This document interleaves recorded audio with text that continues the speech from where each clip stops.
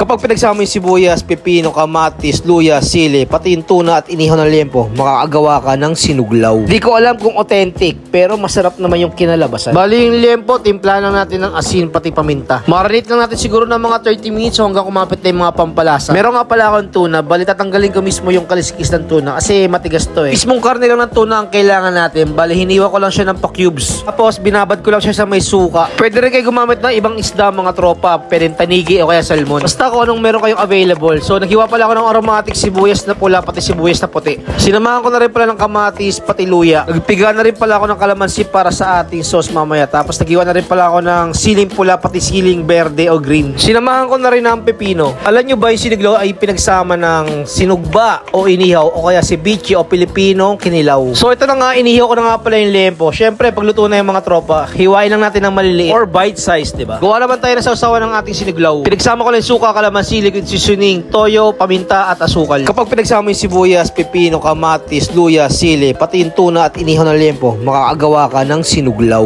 Masarap tong pulutan o kaya pwede rin pang ulam. At syempre, pag nagustuhan mo ang video, don't forget to like and follow my page mga tol. So papaano? Ang sarap, tapos ayun, nyarap!